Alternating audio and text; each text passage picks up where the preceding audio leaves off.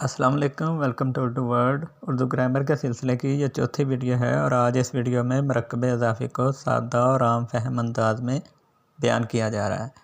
आइए सबसे पहले इस बात को जानने कि मरकब किसे कहते हैं। इसकी तारीफ़ यूँ की जाती है कि दो या दो से ज़्यादा बामानी लफ्ज़ों के मजमूए को मरकब कहते हैं और इज़ाफ़त का मतलब है दो इस्मों में ताल्लुक़ पैदा करना। उर्दू में कई मरकबात इस्तेमाल होते हैं जिनमें एक ये मरकब इज़ाफ़ी है। वज़ाहत के लिए चंद मिसालें देखें। इनमें पहली मिसाल है अहमद का घर, दूसरी मिसाल है फौजिया की किताब, तीसरी मिसाल है गुलाब के फूल। यहाँ का, की, के ने दो इस्मों में ताल्लुक़ पैदा कर दिया है और उर्दू में का, की, के इज़ाफ़त की इलामत हैं।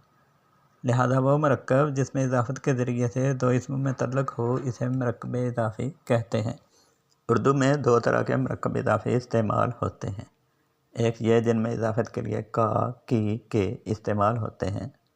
दूसरे वो फ़ारसी मरकब इज़ाफ़ी जिनमें इज़ाफ़त का काम ज़ेर या हमज़ा से लिया जाता है, जैसे माह रमज़ान, रमज़ान का महीना, जाम जमशेद, जमशेद का प्याला, शोला इश्क, इश्क का शोला, बुए गुल, फूल की खुशबू। उम्मीद है आप समझ गए होंगे।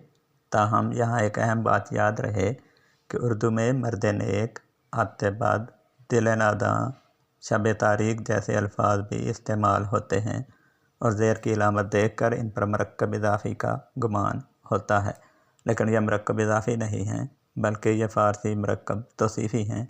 इनमें पहला लफ्ज़ मौसूफ़ और दूसरा सिफ़त है और फ़ारसी में मरकब तौसीफ़ी मौसूफ़ के नीचे ज़ेर लगा कर ही बनता है।